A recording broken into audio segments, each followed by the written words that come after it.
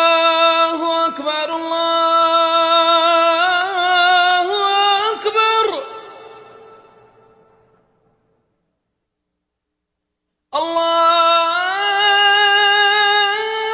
الله أكبر الله أكبر أشهد أن لا إله إلا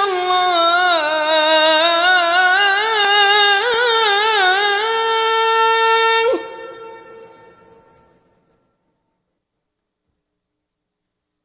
أشهد أن لا إله إلا الله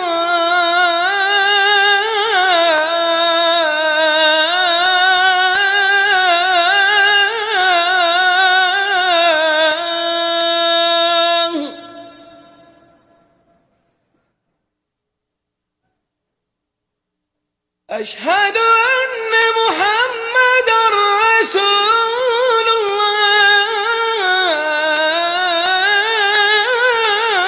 الله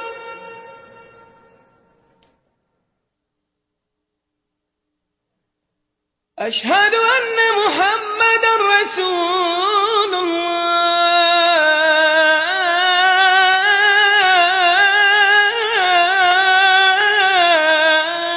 الله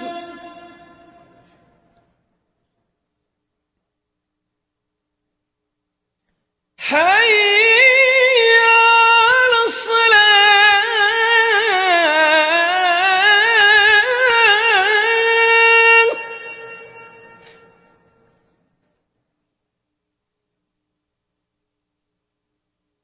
حي على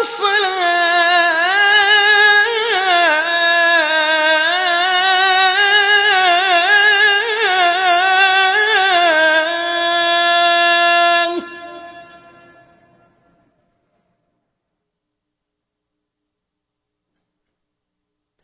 حي على الفلاح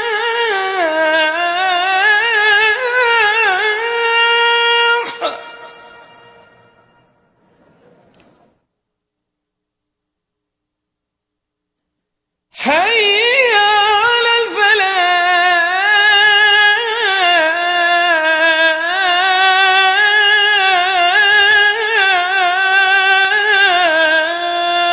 الفلاح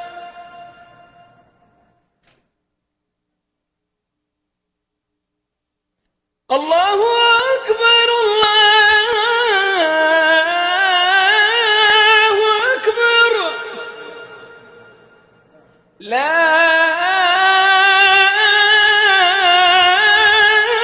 إله إلا الله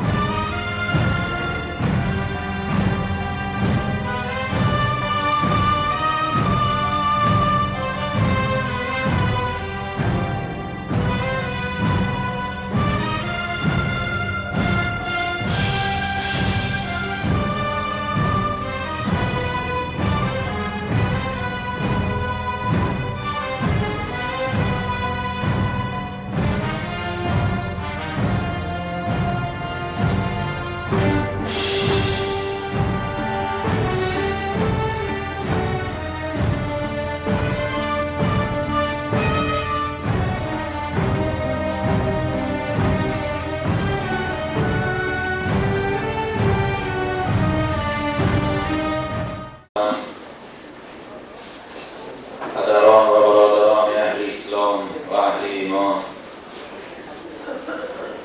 اولا در این روز جمعه از ماه مبارکه محرم، ماه مصیبت، ماه محرم ماهی هست که هر سال در تمام جهان اسلام واقعه دلخراش و یک داغ سیاهی که در اسلام چندین عصرها شکل مانده از هر ماه، هر سال در این ماه محرم اون داغه ها از سر نو تازه می شود.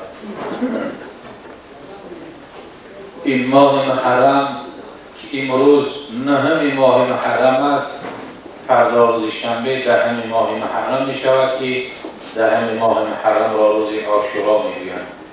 عاشورا از کلمه عبرانی گرفته شده، معناش به عربی عشره دهم ماه محرم عاشورا می گویند. اولا فراموش نشود که فردا دهم است، دهم ماه محرم روز عاشورا را زمانی که رسول اکرم صلی الله علیه و سلم از مکه مکرمه به مدینه منوره هجرت کردند، در مدینه که آمدن دیدن یهودی ها روز دهم روزه می گرفتند، روز عاشورا.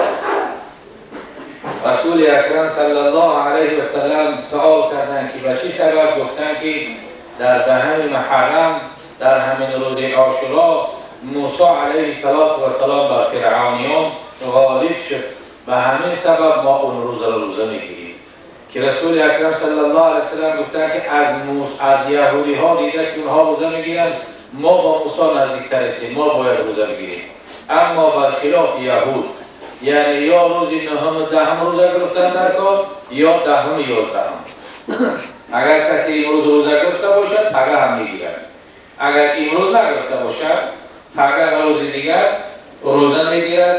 انشاءالله اجر ثواب بی عدد در نامه اعمال درج می شود.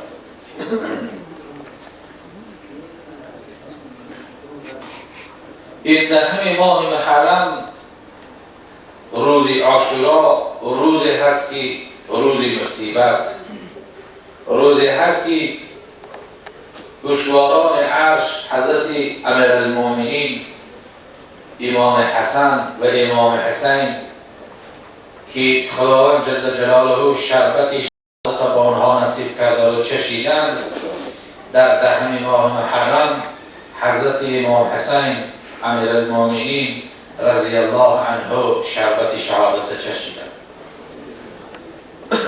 در پنجم شعبان بعضی مورخان در پنجم شوال هم گفتند روز تولد مبارکه حضرت امام است، که زمانی که تولد شد حضرت دویم فرزند حضرت فاطمه زهرا است. فاطمه زهرا یگانه از فرزندان رسول اکرم صلی الله علیه و سلم بودند که همه فرزندان رسول اکرم پیش از خودش گذشته شدند، همش گذشته شدند، پسرها و دخترها گذشته شدند.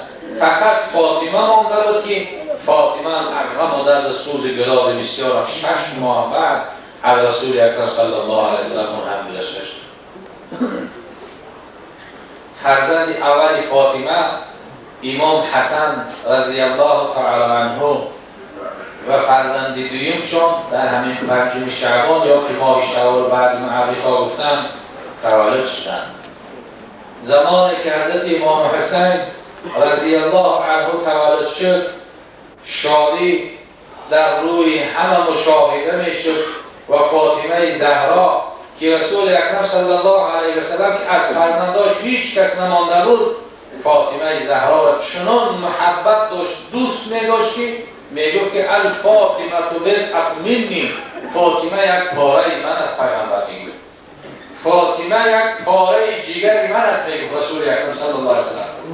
فاطمه را هم به مثل دختر و هم به مثل مادر دوست می داشت، چون که از محبت پدر و مادر رسول اکرم صلی الله علیه و سلم محروم مانده بود. زمانی که طفل به دنیا آمد،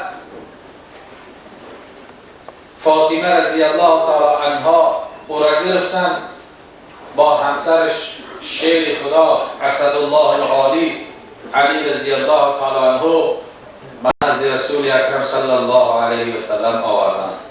رسول اکرم صلی الله علیه و سلم یک پاره از خیمار اندک بلر و دندان مبارک اندک، یعنی که خویدن او را جویدن، بعد او را تحنیک کردن. یعنی تحنیک کردن امرش مستحب از خوب است. تحنیک گفتن یک شیرینی را در لبهای همه کودک اولا، اگر خیرما هم که نباشد اصل هم بشد اندکک میکنن که همون مزه شیرینی کودک به لبهاش حس کنه و مکیلنده در آن شروع کنن.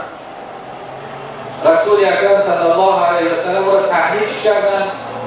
بعدا در 7 روزگیشان رسول الله صلی الله علیه و سلم خودش در گوش راست اذان گفت و در گوش چپش اقامت گفتند و بعدا او را چکار کردن؟ عقیقه کردند.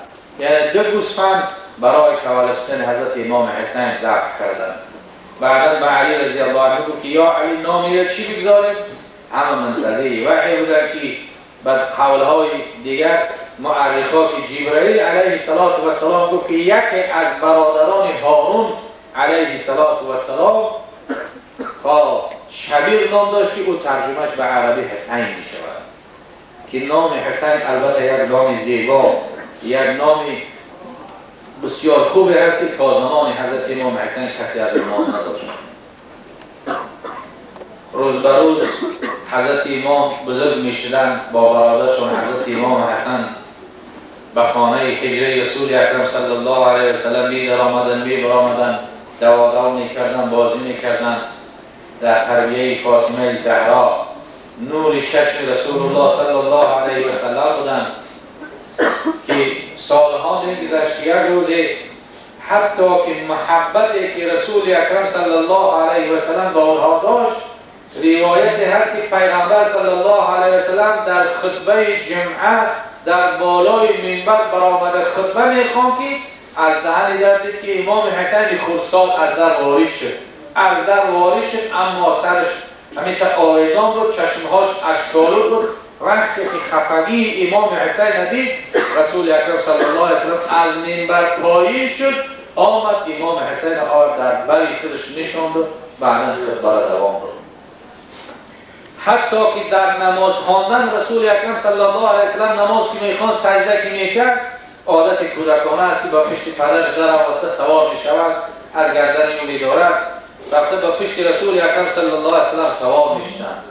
رسول الله صلی الله علیه و سلم همون سجدهشون را تأخیر میکردن، درازتر میگرفتن که تا که از جام سراسیمه بخیزند امام حسین نه افته گفتند. این قدر محبت پیغمبر خدا صلی الله علیه و سلم به این امامزاده ها داشتند. روزی به نزد رسول اکرم صلی الله علیه و سلم امام حسین بازی میکرد، دعوتاز میکرد که پیغمبر صلی الله علیه و سلم را دعوت کرد، به نزدش آمد و او رسول الله صلی الله علیه و سلم بوسه میداد، از رو، از حلق، از گردن بوسه میداد که جبرائیل علیه السلام وحی آورده بود در نزد رسول اکرم صلی الله علیه و سلم نشسته بود. بعدا او بازی میکرد، مشغول با بازی خودش برآمده رفت. جبرائیل علیه السلام بسیار چهره محزون غمگین در او مشاهده شد.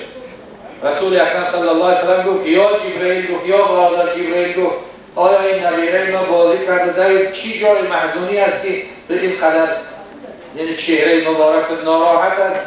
جبرائیل علیه السلام گفت یا رسول الله، یا محمد صلی الله علیه و سلم، گفت روزی می شود که همین جایی که تو بوسه میکنی، همین جای بوسه کردگی تو روزی می شود که همین امتهای تو به کار میبرند.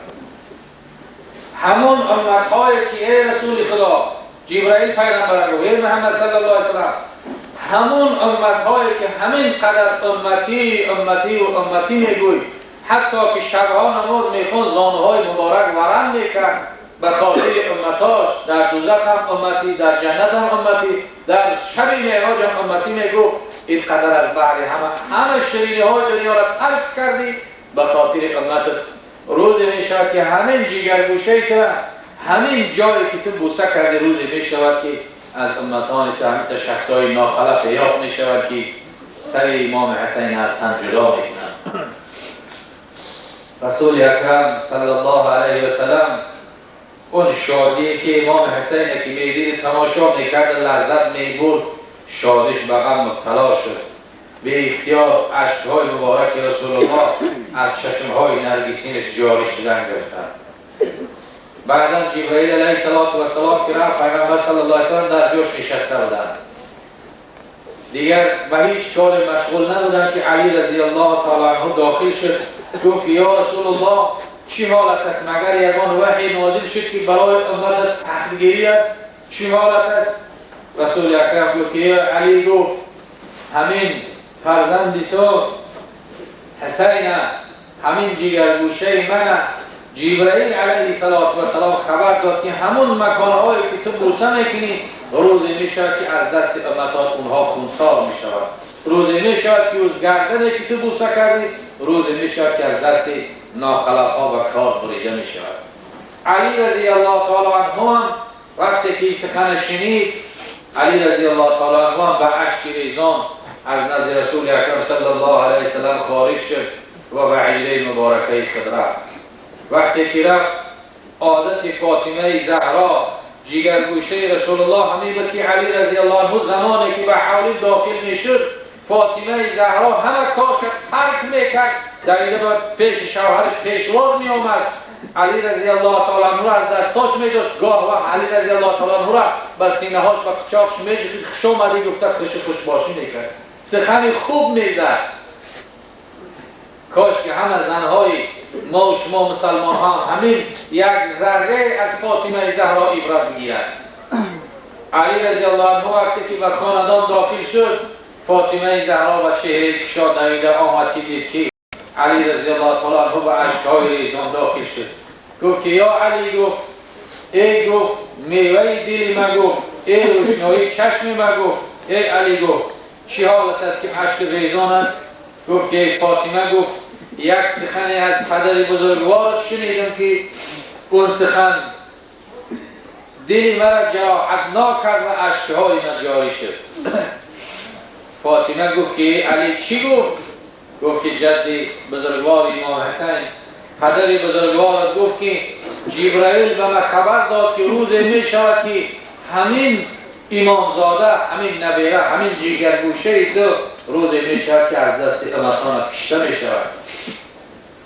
فاطمه زهرا اگه وقتی که دل مرد اینقدر می سوزد، مرد اینقدر که ناراحت می شود، اگه مادر حالش بودم. فاطمه رضی الله عنها وقتی که این سخن شنید، به اختیار و اشک‌های ریزان طاقت نکرد، از خاندان راست برآمد، دویده آمد به همون حجره که رسول اکرم صلی الله علیه وسلم حالا غمگین نشسته بودند داخل شد. فاطمه گفت هی پدر، گفت جان من فدای تو باد، ای پدر، گفت این چه سخن بود که علی آمد را خبر داد؟ رسول اکرم صلی الله علیه وسلم نشسته بودند، چشم‌های مبارک به زمین دوختن، گفتن که ای فاطمه، جبرائیل به من خبر داد. جبرائیل به من خبر داد حتی که همون زمینی که امام حسین رضی الله تعالی عنه امیرالمؤمنین در اون شربت شهادت میکشد، همون زمین هم به من گفت که اون زمین کربلاست. کربلا معنیش عبارت کرب و بلا، یعنی محنت و مشقت و بلا. نام همون مکان همین است. بعدا فاطمه زهرا نیشتی ساده بود که علی رضی الله عنه هم داخل شد. رسول اکرم صلی الله علیه وسلم بودند، همه یک لحظه های بود که همه خرسندی هاشون به ماتم مبدل شد. فاطمه زهرا وقتی که اشک ریزان، رسول اکرم صلی الله علیه وسلم گفت که فاطمه، این در حال نمی شود، او زمان این فرزند تو امام حسین مقتول می شود، سر از تن بریده می شود، او زمانی که نه زنده هست، نه تو زنده هستی، نه علی زنده هست، نه برادرش حسن زنده هست، کسی از ما در حیات نیست. فاطمه رضی الله تعالی عنه این سخن شنیدن برابر یک باره قریب از هوش برود، گفت که پدر بزرگوار، گفت وقتی که در حالتی که سر مبارک فرزند ما بریده شود، از تن جدا شود، من حیات نباشم، تو حیات نباشی، علی رضی الله عنه حیات نباشد، امام حسن برادرش حیات نباشد، پس این مصیبت فرزند مرا کی به دوش میکنه؟ تعزیه فرزند مرا، غم اندوهی فرزند مرا کی میکند؟ گفته فاطمه رضی الله تعالی عنها اشک میریزم که جبرائیل علیه السلام گفت که در حال گفت حاضر شد، گفت که یا رسول الله، گفت خداوند جل جلاله 70,000 فرشته را روان میکند به کربلا که تا به روز قیامت به خاطر امام حسن و این شهدا اشک میریزانند. بعدا روز به روز حضرت امام حسین رضی الله عنه عمر مبارک گذشتن میگرفت تا زمانی که عبیدالله ابن زیاد و این راهبران ناخلقی سیاه وقت و مثل عبیدالله ابن زیاد و مثل یزید و مثل عمر سعد، همون عمر سعد که پدر عمر سعد به رسول اکرم صلی الله علیه و سلم خیش نزدیک بود، همون عمر سعد که سعد بن ابی وقاص گفتگی در اسلام چنان محاربه کردگی، در اسلام خدمت کردگی بود با رسول اکرم صلی الله علیه و سلم که مثل مانند نداشت.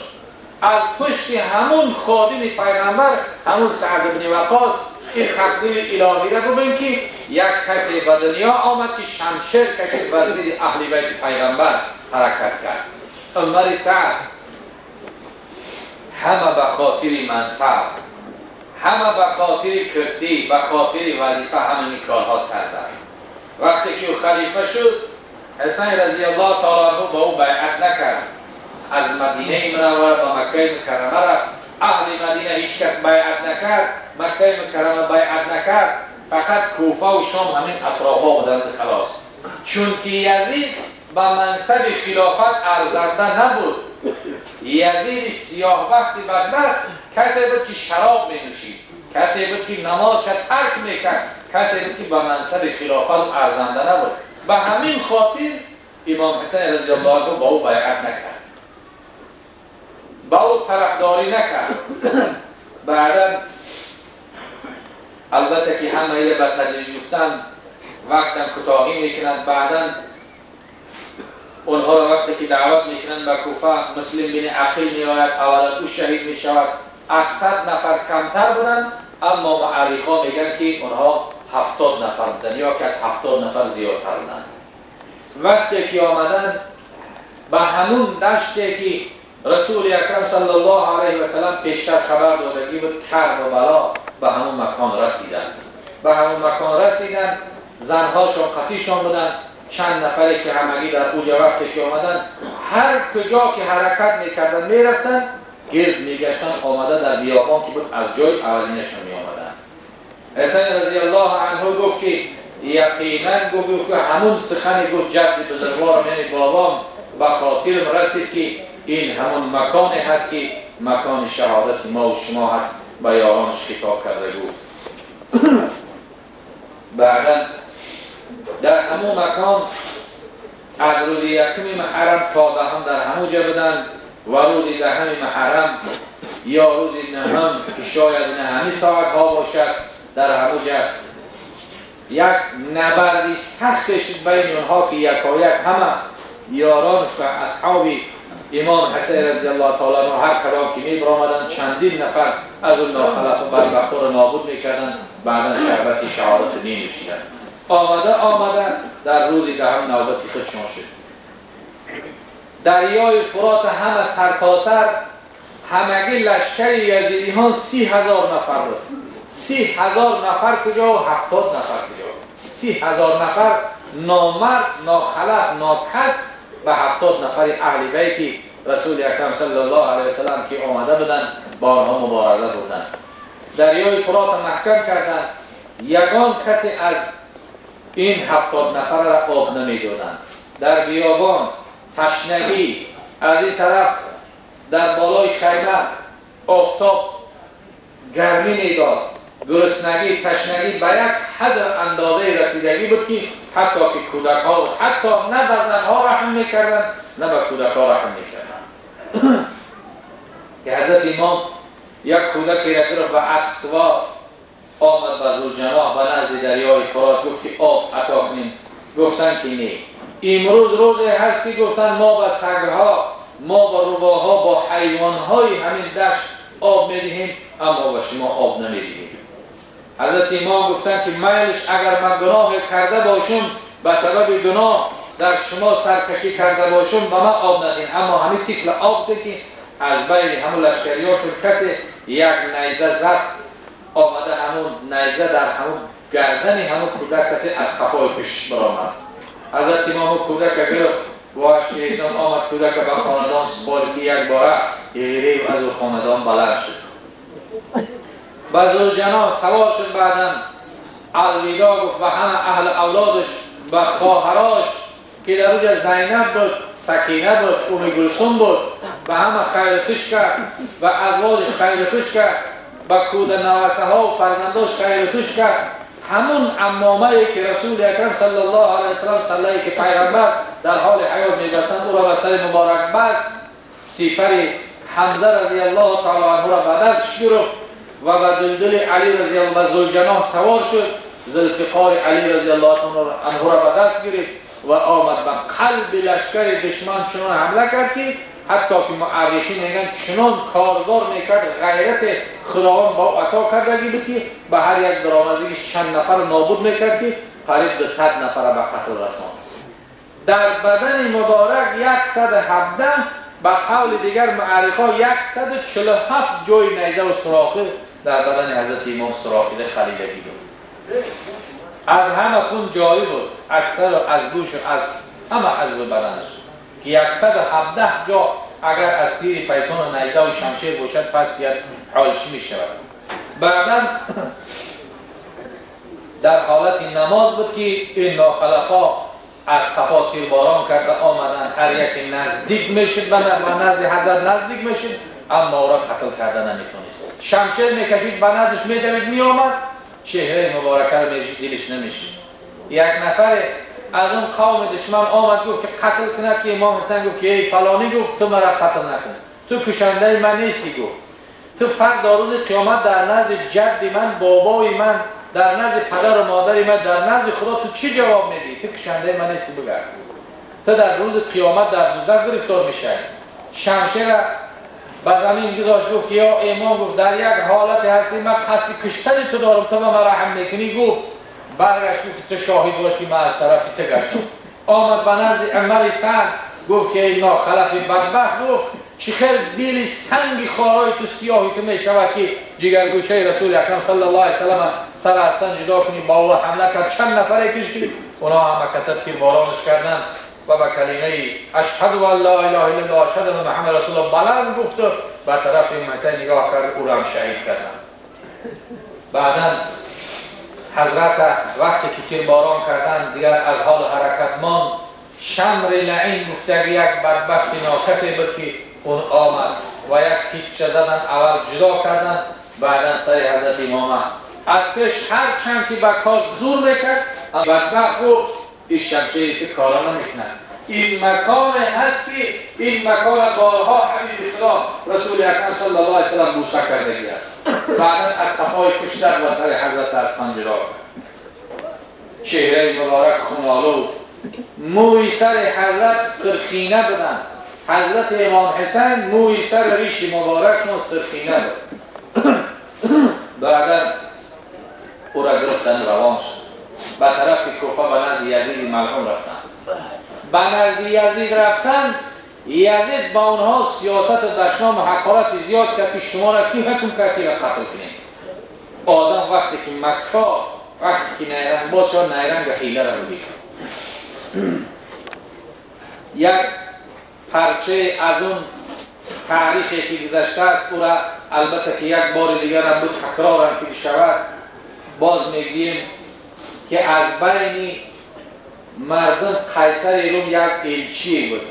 الچی به معنای سفیر از قیصر روم بود و مدینه منوره رفت آداشت و مدینه تو نبی رفت آداشت. یک زمان حال اسلام آوردگی نبود، آمد گفت که همون پیغمبر را به من نشان بدین که او را ما ببینم.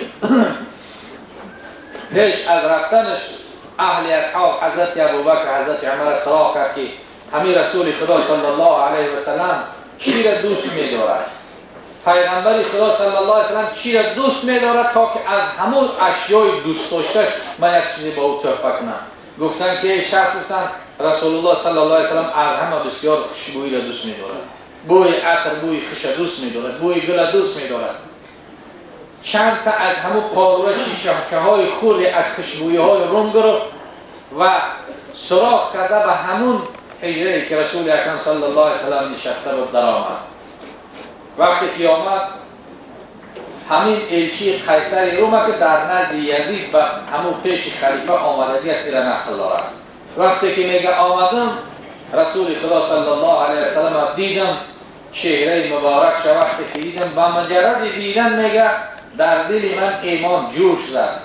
همون جد اجداد باباهای ما که گفتگی بودن که در آخر زمان پیغمبری می آمد، پیغمبری می آید که همه دینهای جهان در دل دین او نابود می شوند، همون سخن انجیل به خاطر زد. نزدیک شدم با رسول اکرم صلی الله علیه و سلم سلام کردم، بعدا نشستم اون هدیه ها را برآوردم بعد پیغمبر خدا پیشکش کردم که خوشبویی برای خود ای محمد صلی الله علیه و سلم از روم آورد. پیغمبر صلی الله علیه و سلم خوشبویی ها را دید، قبول نکرد. گفت که نام تو چی است؟ گفت که نام من عبدالشمس است. عبدالشمس معناش بنده آفتاب می شود.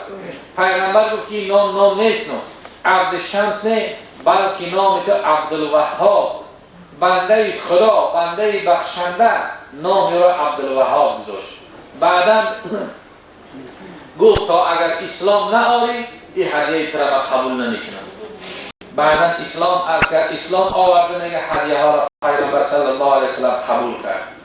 هدیه ها را قبول کرد. گفت روز دیگرش گفت باز آمدم به حجره مبارکه رسول اکرم صلی الله علیه و سلم نشسته بودم که همین سری که گفت حاضر ما در خشت میبینیم از تن جدا خونالود، گفت در خردسالی زندگی بودم. جوان زیبای خوشروی رو با برادر دیگرش هرش دوام تازان آمدن. به نزد رسول اکرم صلی الله علیه و سلم هرش آمدن گوشتی میگرفتن.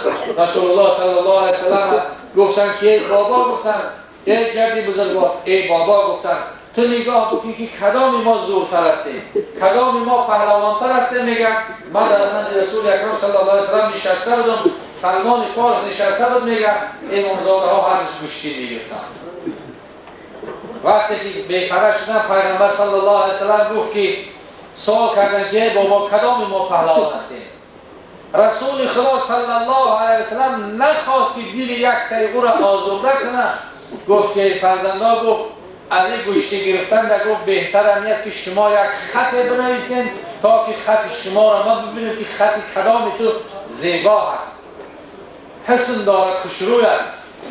هر دش رفتن در دو تخته خط نوشتن. همین الچی روم نقل دارد.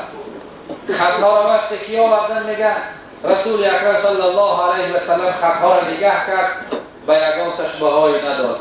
گفت که فرزندا، گفت به پیش پدرتون علی برین که او خط خوب میشناسد، اونها به شما بها بگید که خط کدام تو خوب است.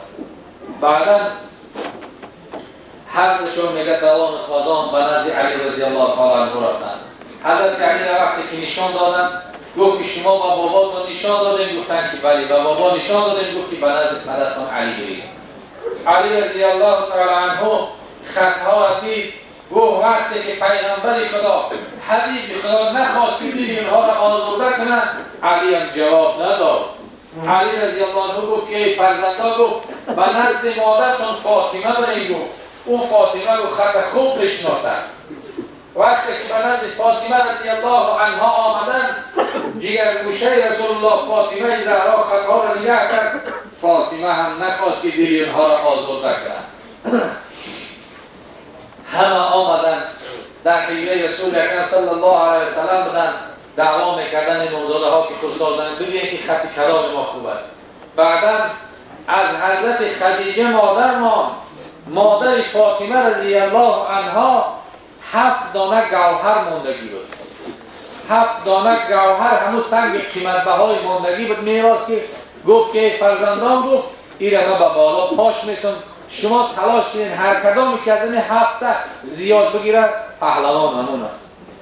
وقتی که گوهرها را میگه الچی روم نقل دارد سلمان فارس بود میگه ابوبکر صدیق بود علی رضی الله عنه بود فاطمه زهرا وقتی گوهرها را میگه با آسمان که پرتاب میگه 7 دانه گوهر بود 3 تاش به یک طرف ماند 3 تاش به یک طرف دیگر ماند در بین یک تمام دستا را دراز کردن که جبرائیل علیه السلام 500 ساله از آسمان آمد به قنات مبارک و گوهر دو پاره کرد که نیم شاید شرف نیم دیگرش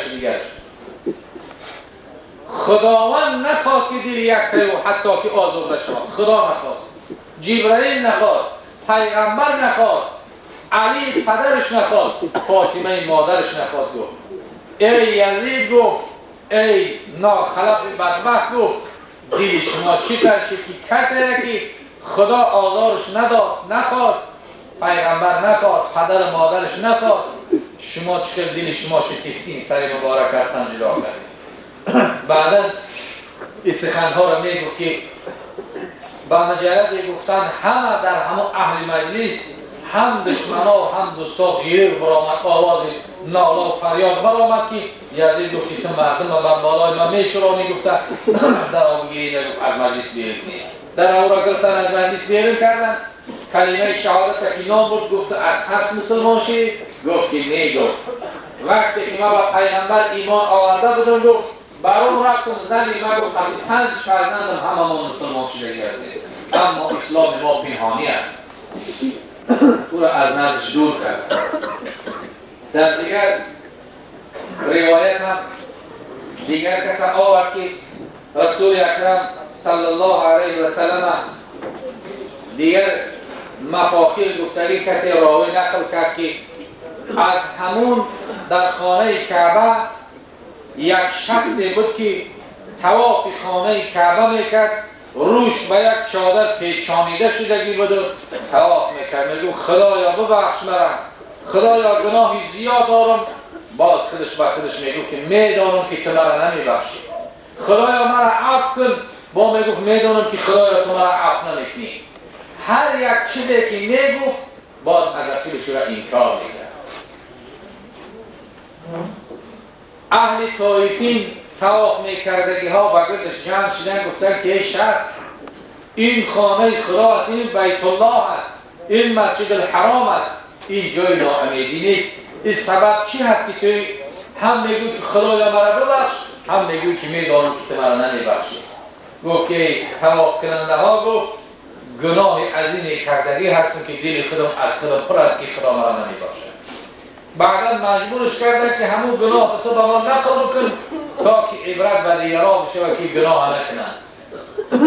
اون شخص اون بیچاره سیاه بخت به نقل در آمد که وقتی که در کرب و بلا سر مبارکه حسین که جدا کردن اون سر در یک تش در یک قواره گرفتگی بود تنه به همون بالای بیابان پرتافتگی بودن سر گرفتگی بودن 50 نفر در گرد همون سر همه ما قلاورای همون بودیم 50 نفر در گرد همون سر بود. از کربلا که برآمده به طرف کوفه می رفتیم هر یک جایی که بیگاه که میشد خیمه زده می نشستن عبیدالله ابن زیاد و دیگر نوکراش جمع شدگی بودن او سر در پیش می آوردن میماندن او سر به یک تیاقچه لبهای او را بالا و پایان میکرد حتی که عرق هم می نوشیدن باقی مانده شد به بالای او می انداختن. سهل بن سعد ساعدی یک بار آواز برآورد که ناخلف بدبخت گفت این چیکار است که تو میکنی؟ این همون لبهای هست که رسول اکرم صلی الله علیه وسلم با چشم سرمدی دیده بودن که را بوسه میکرد ای ناخلف سیاه وقتی چیکار است که تو میکنی؟ سهل از مجلس بیرون کرد 50 نفر بوده میگن می نوشیدن می پرداختن من دوستدار اهل بیت بودم میگن اهل بیت پیغمبر دوست میداشتم اما کار کردن نمیتونستم از ترس جان. بعدا هر شبی که میشید حال همین بود جمع میشیدن گلخل میافروختن می نوشیدن سر در همون تشت میگرفتن میموندن. یک شب در همون دشت کرب و بلا 50 نفره میگه 49 نفر همه در خواب بودن، همه می نوشیدگی بودن و مثل حیوان واری خوابشان بردگی بود. میگه فقط در بینشان من بیدار بودم با او سر تماشا میکردم.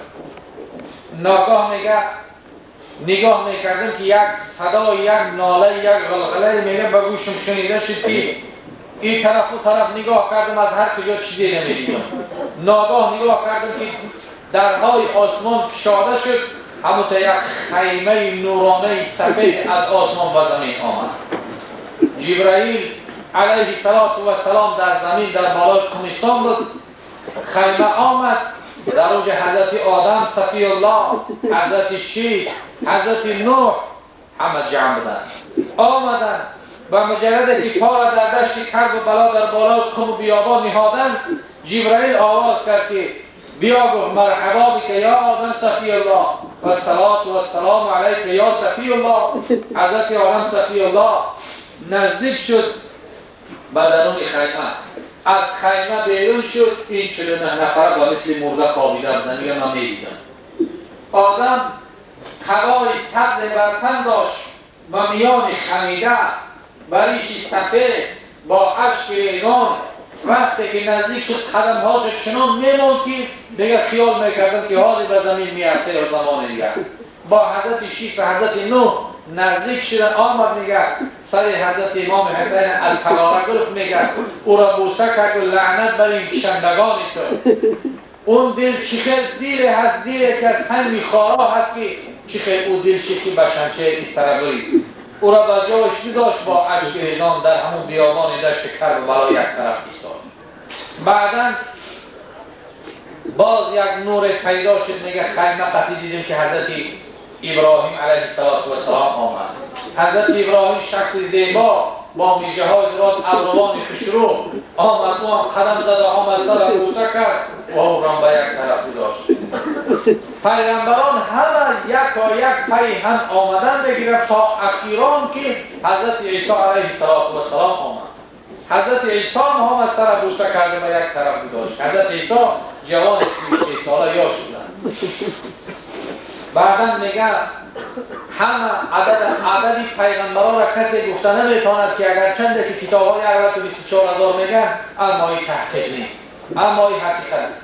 همه پیغمبرها صف زده در همون بیابان دشت کربلا ایستاده بودن که ناگاه میگه نگاه کردم که آسمان از مشرق تا با مغرب همین درش کشاده شد. نور زیاده که رسول اکرم صلی الله علیه و سلم میگه اگر چند که در حال حیات دیگری نبودم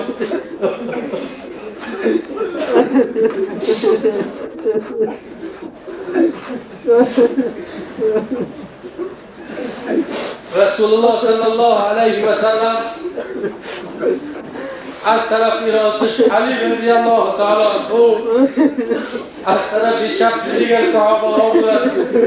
حضرت خدیجه مادر ما، حضرت فاطمه زهرا از قفای رسول اکرم صلی الله علیه و سلم آمدند.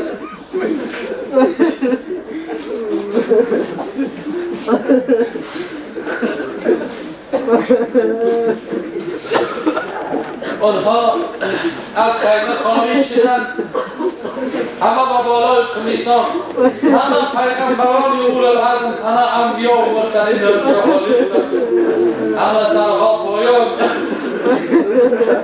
همه اشک میریزاندند.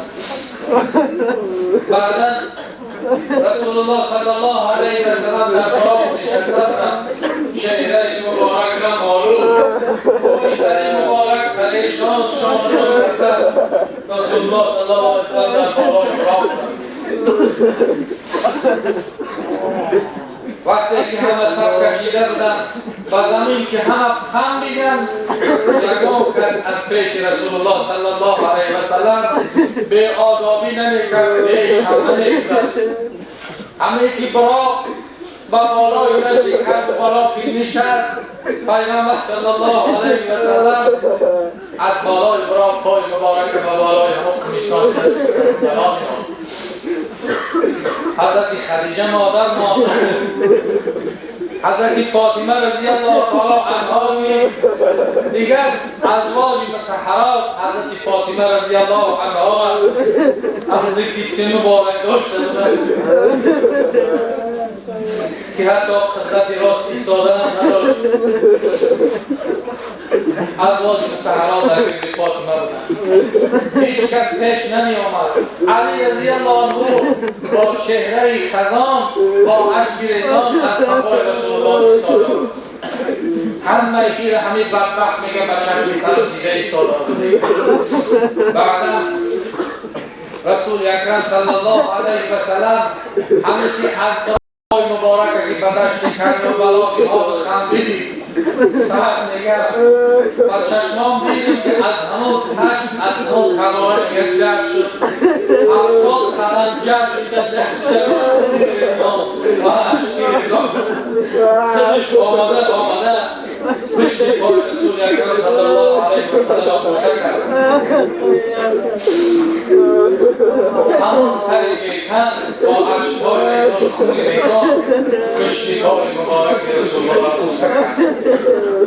رسول الله صلی الله علیه و سلم به هیچ کسی نگاه نمیکرد، به اهل اصحاب نگاه نمیکرد، به ازواج مطهرات نگاه نمیکرد، به جبرئیل نگاه نمیکرد. بعدا همه چشم ها دوخته فقط به رسول الله نگاه میکردن، همه عشق میریزاندند. 70,000 فرشته در دشت کربلا نارا خروش میکردند. بعدا رسول اکرم صلی الله علیه و سلم اون سر وقتی پشت پاشه که بوسه کرد از زمین برداشت، سر برداشت، نگاه کرد که چهره ها موی سر پریشان خونالود رسول اکرم صلی الله علیه و سلم موی سر شد طرف خط کرد از پیشانیش بوسه کرد.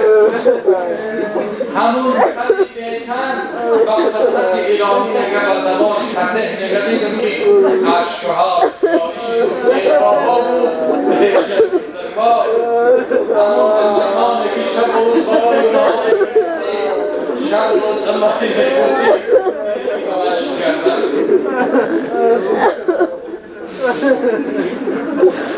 رسول الله صلی الله علیه و سلم سرگیر بعد از فرشته آمد و از دستی مبارکه رسول الله گرفت. پیغمبر صلی الله علیه و سلم دورتر رفتن و یک کرسی در روی فرشته آمد پیدا شد که پیغمبر بر اون کرسی نشستن.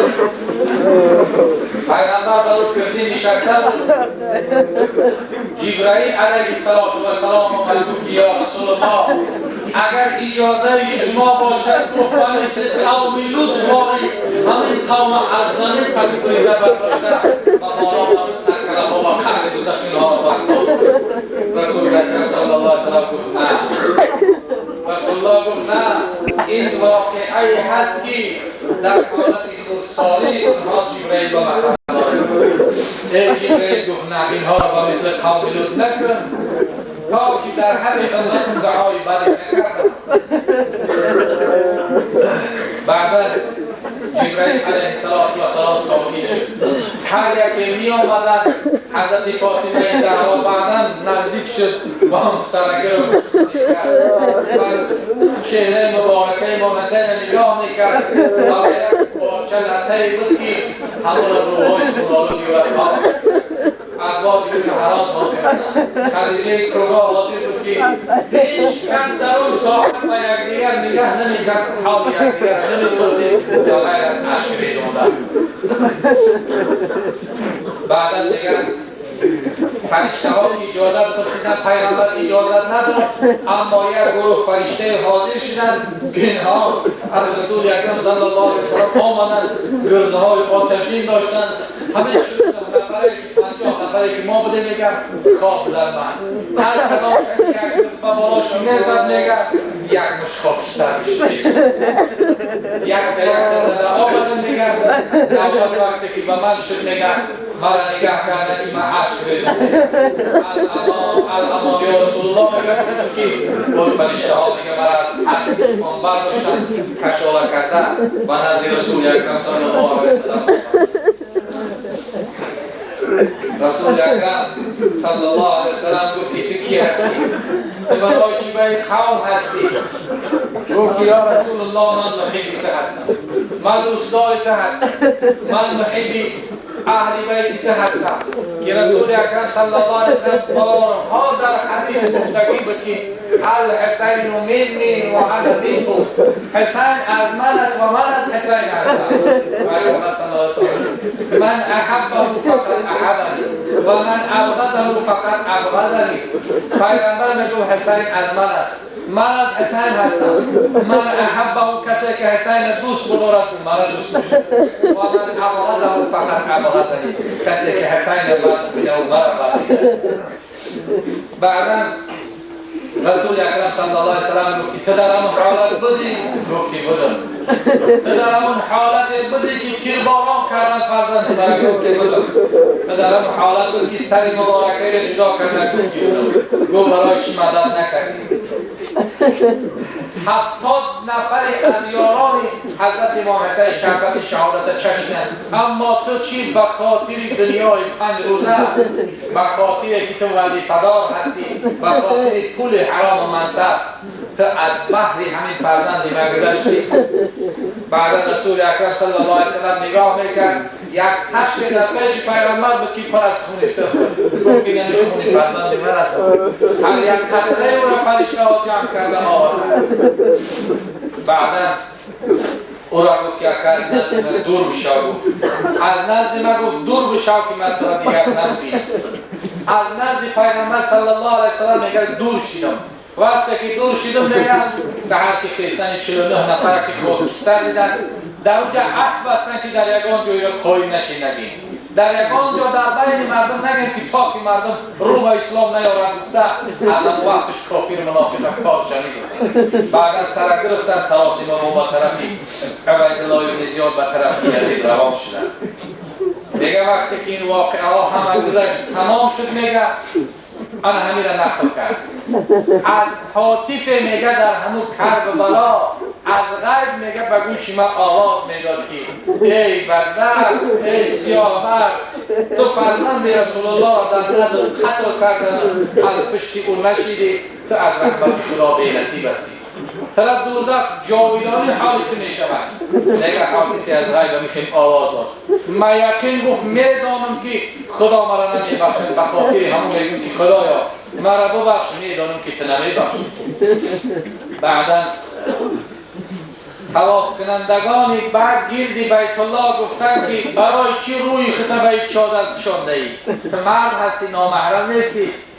گفت که شکلی من تغییر یافتگی است، میخواهم که دیگر آن را نبینه. گفتن که شکلت بدبخت نشان بده. ای ملعون، تو کسی بود که فرزند رسول الله در بدچشم سر دیدی قتل کردن، تو از پشتی او نشدی، چادرت از سرت بالا نکرد.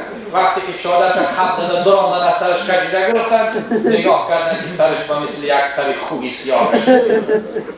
از بین دندانهاش با مثل شاخ همون خوبی نر برای دراز باید شاخ برآوردگی بود که گفتن که دفع شد از این خانه خدا، از این مسجد الحرام را پیش کردن. هنوز میگه 10 قدم از مسجد الحرام دور نرفتگی بود که یک چراغکی سایی قدشید که از آسان اومد زد در زمین در دوش خاکسترش کرد. بعد خاکستر شدن شمال سختشی که خاکستر پلید حرامی را از اونجا گرفته باد گرفته بود نیست نابود کرد. این حالی کسی بود که با چشمی سر دیدگی بود اما مدد نکرد. این را در نزد همون طایفین همون مرد که خودش اشتراک کرد نقل کردگی.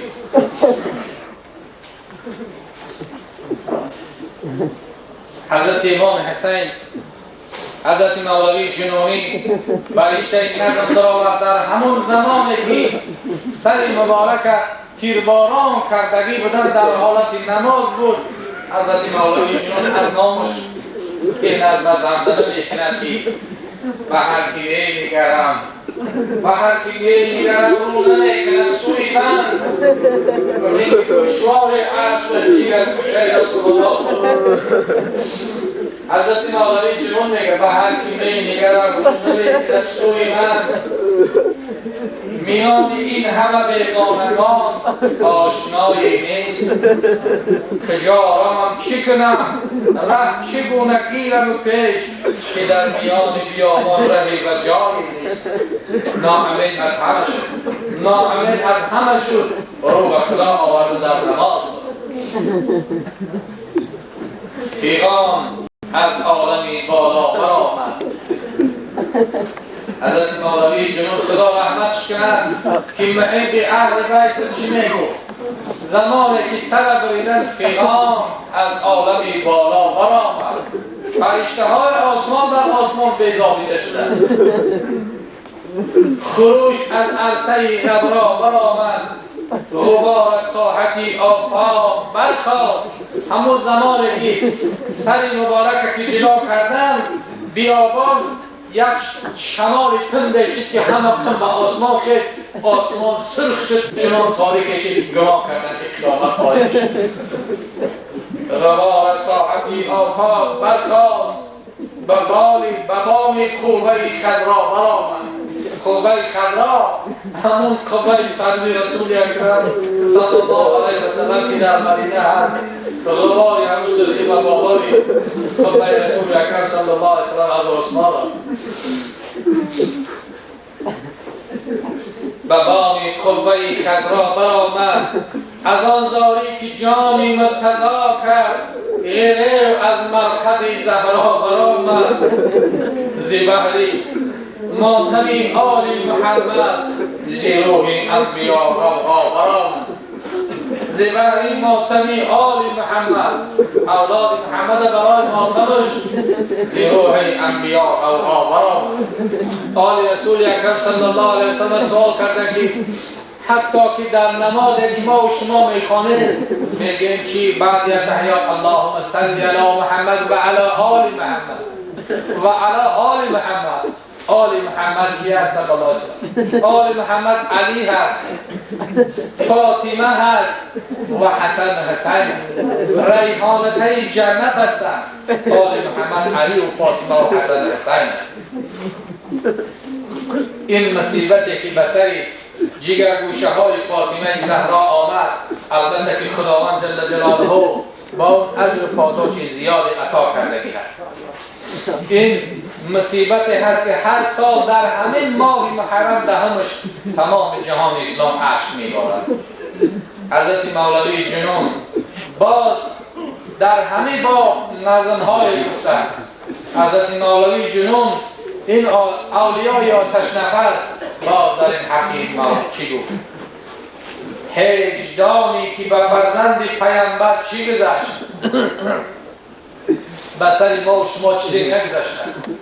در ابتدای اسلام برای اسلام پهن کردن امام حسین سر خودش فدا کرد. امام حسن الماس داده که جگرش 72 پاره شد، از حلقش به بیرون پرید.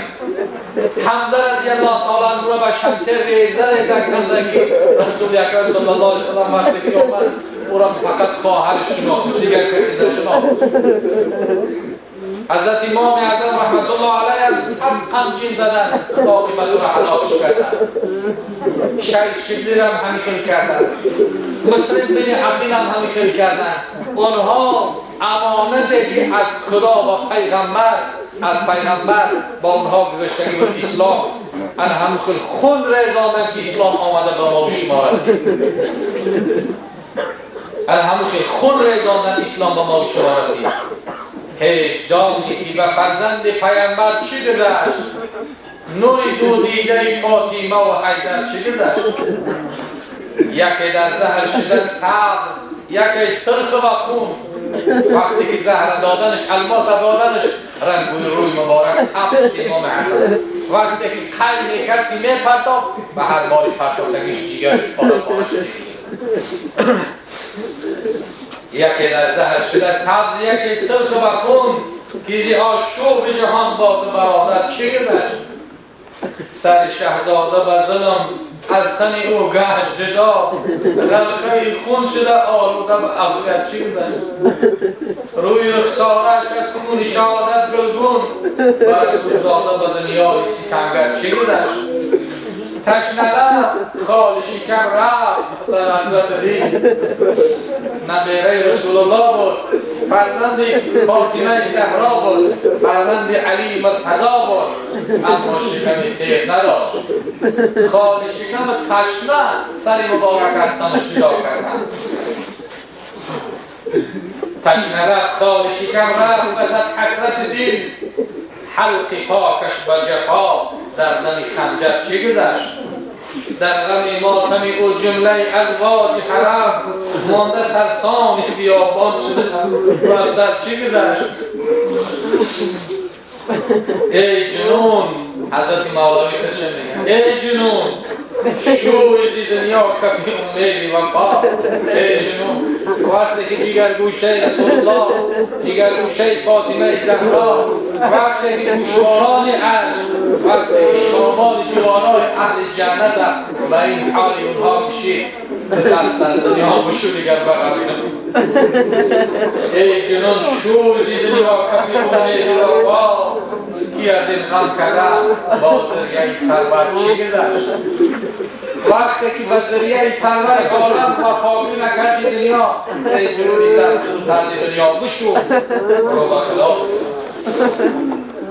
حتی که بعد قتل امام حسین در دیوارهای بیت المقدس، حتی که بعضی ها در کلیساهای روم گفتند، اما در بیت المقدس حاضرن هستند. انسان هایی که همونجا زیارت رفتگم حاضرم به زبان روسی هم پلچشی ستنه میگن حاضرم همون سنگ دیواری هست که از اون سنگ دیوار آب میبرامد. سنگ ها حتی که میگیرسن از سنگ آب میبرامد وقتی که امام حسین قتل کردن. در بعض جاهای همون دیوارهای بیت المقدس خون میبرامد. همون در همین عاشورا در یکی از یارانش نقل میکنه که هر یک سنگ و هر یک ریگ کلوخی را که از باش بیجا میکنه در خگیم خونه میدیده. در دیوارها چی نوشتگی بود؟ در دیوارها حتی که عالم جین ها که مکلف نیست از حدیث عالمی نیستند، جین های مسلمان عشق میکنند. در دیوارها نوشته که اترجو امتا قتلت حسینا شفاعت جده یوم الحساب. جین ها در خانه دیوارها نوشته که اترجو امتا قتلت حسینا، همون گروهی که حسین قتل کردند آیا فردا روز قیامت از شفاعت بابای او امید دارند؟ از شفاعت بابای او امید دارند؟ همون انسان هایی که حسین قتل کردند در دیوارهای بیت المقدس حتی در کلیساها همین نوشتگی می‌افتد. البته که حضرت امام حسین وقت کوتاه است که این تاریخی دور و درازی که از سرگذراندگی است همه این را یکایک بیان کردن نمی‌توانیم، چون یک ساعت از در یک ساعت ما فقط پرچه از بحر یک قطره هم گفته نمی‌کنیم. برای همین خداوند جل جلاله که ما و شما زمانی که اشک می‌ریزانیم به یاد او و گریه ها می‌کنیم و به یاد او و در روز عاشوراها که مردم روزه میگیرند امید داریم که خداوند جل جلاله فردا روز قیامت از شفاعت به همه ما و شما نصیب روزی بگرداند.